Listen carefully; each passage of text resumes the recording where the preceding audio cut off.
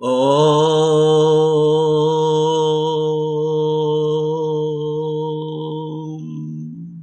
గణేశాయ నమః సరస్వత్యై నమః శ్రీగురుభ్యో నమః హరి ఓం రామాయ రామచంద్రాయ రామభద్రాయ వేధసే రఘునాథాయ నాథాయ సీతాయాః పతయే నమః. జ్ఞానప్రదీపిక ఛానల్ని వీక్షిస్తున్న యూట్యూబ్ ప్రేక్షకులందరికీ జ్ఞానప్రదీపిక ఛానల్ తరఫున పాతూరి జ్ఞానేశ్వర శర్మ శ్రీరామనవమి శుభాకాంక్షలు తెలియజేస్తూ, శ్రీరామనవమి సందర్భంగా హనుమత్ సీతా లక్ష్మణ భరత శత్రుఘ్న సమేత శ్రీరామచంద్ర పరబ్రహ్మ యొక్క అనుగ్రహ ఆశీస్సులు లభించాలని ప్రార్థిస్తూ, శ్రీరామచంద్రుడు దయాభిరాముడు. శ్రీరామచంద్రుడు చూపించే దయ అపారం. ఆ దయ ఒక్క మానవులపైననే కాదు, పశుపక్ష్యాది మృగాలపైన కూడా అంతటి అపారమైన దయను చూపించాడు శ్రీరామచంద్రుడు. శ్రీరామచంద్రుని దయకు పాత్రుడైన పక్షిరాజు చరిత్ర రామాయణంలో మనకు కనబడుతుంది. ఆ పక్షిరాజు ఎవరో కాదు, జటాయువు. శ్రీరామచంద్రుని అంతటి దయకు కృపకు పాత్రుడైన జటాయువు యొక్క చరిత్రని తెలుసుకుందాం. కశ్యప ప్రజాపతి వినతలకు 2 పుత్రులు కలిగారు, అరుణుడు, గరుడు. వారిలో అరుణుడు సూర్య భగవానునికి సారథిగా నియమింపబడ్డాడు. అరుణునికి 2 పుత్రులు, సంపాతి, జటాయువు.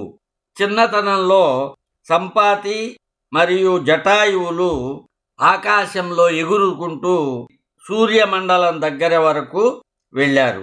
సూర్యకిరణముల వేడికి జటాయువు యొక్క రెక్కలు కాలిపోతున్నాయి. దానిని గ్రహించినటువంటి సంపాతి జటాయువు కంటే ఇంకా పైకి ఎగిరి తన రెక్కలను విశాలముగా విప్పి జటాయువు పైన ఒక గొడుగులాగా నిలబడ్డాడు.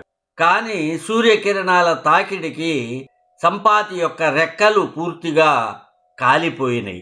రెక్కలు కాలిపోయిన సంపాతి వింధ్య పర్వతాల పైన పడిపోయాడు. జటాయువు కూడా తిరిగి భూమి మీదకి చేరుకున్నాడు. ఈ సంఘటన తరువాత జటాయువు సంపాతి జీవితంలో మరల కలుసుకోలేదు. దశరథ మహారాజు ఒక పర్యాయము అరణ్యాలకి వేటకి వెళ్ళగా అక్కడ జటాయువుతో పరిచయం ఏర్పడింది.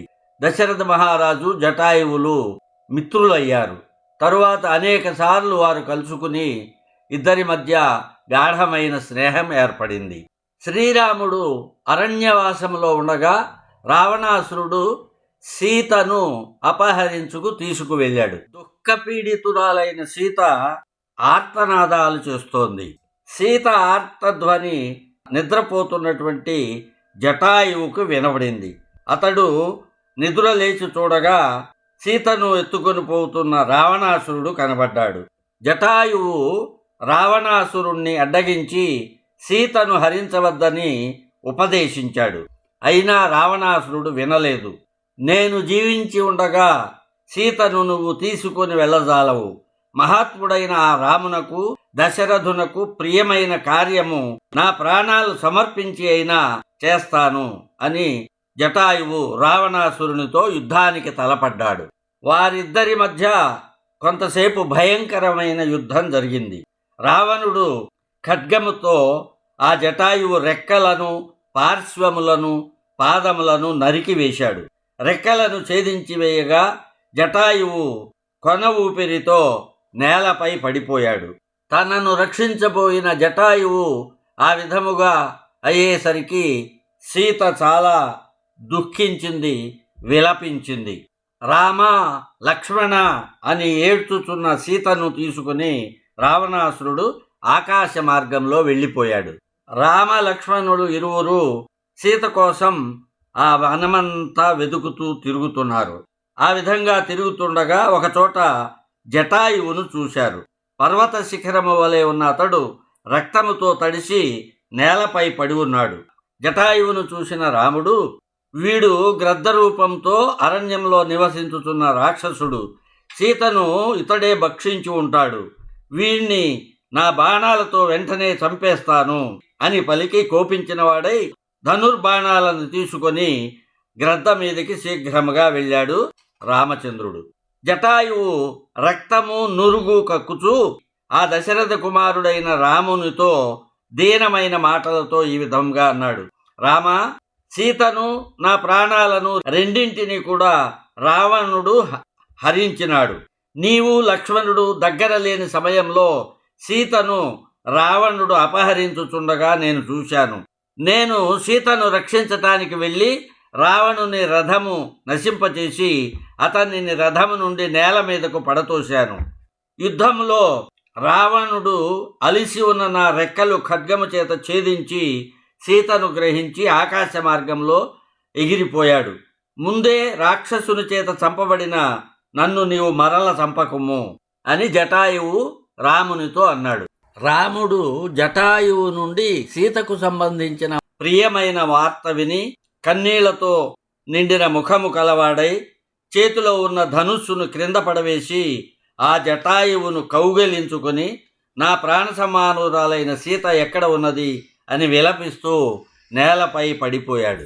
పిమ్మట దీనమైన మనస్సు గల జటాయువు విలపించుచున్న రాముని వైపు కళ్ళు పైకెత్తి చూసి క్షీణించిన స్వరముతో ఈ విధముగా పలికాడు. రాక్షసరాజైన రావణుడు మాయ చేత సీతను అపహరించి ఆకాశ మార్గమున వెళ్ళిపోయాడు. ఆ రాక్షసుడు నేను అలసిపోయి ఉన్నప్పుడు నా రెక్కలు ఛేదించి సీతను తీసుకొని దక్షిణపు దిక్కు వైపు వెళ్ళినాడు. రామ, నా ప్రాణములు అడ్డగింపబడుచున్నది, చూపు తిరిగిపోవుచున్నది. రావణుడు సీతను ఏ ముహూర్తమునందు అపహరించినాడో ఆ ముహూర్తమునకు విందా ముహూర్తమని పేరు. ఆ ముహూర్తమునందు పోయిన ధనము అచిరకాలములోనే ఆ యజమానికి తిరిగి లభిస్తుంది. ఆ విషయము ఆ రాక్షసునకు తెలియదు. సీతను గూర్చి దుఃఖించకుము. నీవు శీఘ్రముగా యుద్ధములో ఆ రాక్షసుణ్ణి చంపి సీతను గ్రహించగలవు అని చెప్పుచుండగా అతనికి మరణము ఆసన్నమగుటచే అతని ముఖము నుండి మాంసముతో కూడిన రక్తము స్రవించింది. రాముని నేత్రాలు కన్నీటితో నిండినాయి. రాముడు ఈ విధంగా అంటున్నాడు. ఓ పక్షిరాజా, ప్రాణములను నిలుపుకొనుము. నేను నీ శరీరాన్ని అజరము అమరమైనటువంటి స్థితిలో స్వస్థతను నీకు చేకూరుస్తాను అన్నాడు. జటాయువు పరమ భాగవతోత్తముడు. జటాయువునకు శరీరముపై మోహం లేదు. జటాయువు ఈ విధంగా అంటున్నాడు.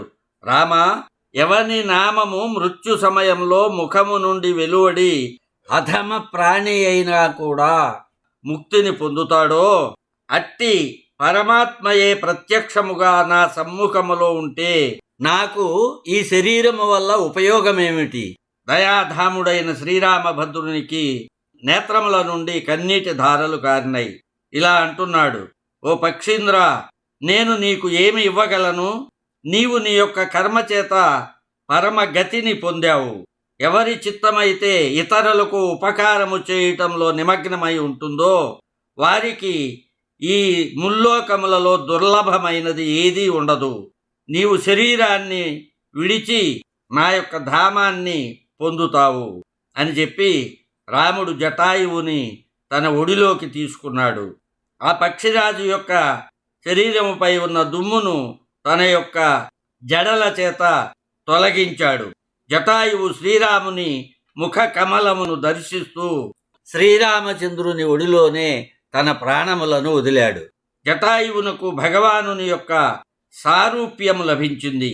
ఆ క్షణంలోనే నవజలధర సుందరము పీతాంబరములు ధరించి చతుర్భుజములతో తేజోమయమైన శరీరాన్ని ధరించి జటాయువు వైకుంఠానికి వెళ్ళిపోయాడు. అప్పుడు శ్రీరామచంద్రుడు లక్ష్మణునితో, లక్ష్మణ, నాకు ఉపకారము చేయవలననే కోరికతో సీతను రక్షించటానికి వెళ్ళిన ఈ జటాయువు రావణుని చేత చంపబడ్డాడు. తండ్రి తాతల నాటి నుండి వచ్చుచున్నటువంటి గొప్ప గృధ్ర రాజ్యమును విడిచిపెట్టి నా నిమిత్తమై ప్రాణములను విడిచినాడు. సర్వత్ర ఖలు దృశ్యంతే సాధవో ధర్మచారిణ శూరాః శరణ్యాః సౌమిత్రే తిర్యగ్యోని గతేష్వపి. లక్ష్మణ, శూరులు, శరణాగత రక్షకులు, ధర్మమును ఆచరించేవారైన సత్పురుషులు అంతటా ఉందురు కదా, తిర్యక్ జంతువులలో కూడా కనబడుచున్నారు. లక్ష్మణ, ఈ జటాయువు మరణించుట వలన, అందులోనూ నా నిమిత్తమై మరణించుట వలన నాకెంత దుఃఖము కలుగుచున్నదో అంత దుఃఖము సీతాహరణము వలన కూడా కలుగలేదు. శ్రీమంతుడు, గొప్ప కీర్తి గలవాడు అయిన దశరథ మహారాజు నాకు ఏ విధముగా పూజ్యుడో ఈ పక్షిరాజు కూడా అదే విధముగా పూజ్యుడు, మాన్యుడు. లక్ష్మణ, కట్టెలు తీసుకొని రమ్ము. అగ్నిని మధించి నా నిమిత్తమై ప్రాణాలు విడిచిన జటాయువునకు దహన సంస్కారములు చేయాలి.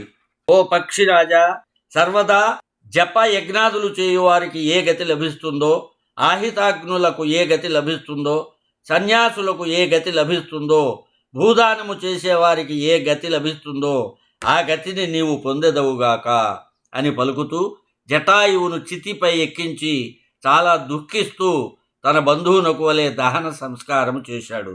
జటాయువునకు పిండ ప్రదానము చేయుటకై దర్భలు పరిచాడు. పిండ ప్రదానము చేశాడు. ఏ మంత్రము పఠించినా మానవుని స్వర్గమునకు పంపునని బ్రాహ్మణులు చెప్తారో అట్టి పితృదేవతలకు సంబంధించిన మంత్రమును రాముడు ఆ జటాయువు కొరకై జపించాడు.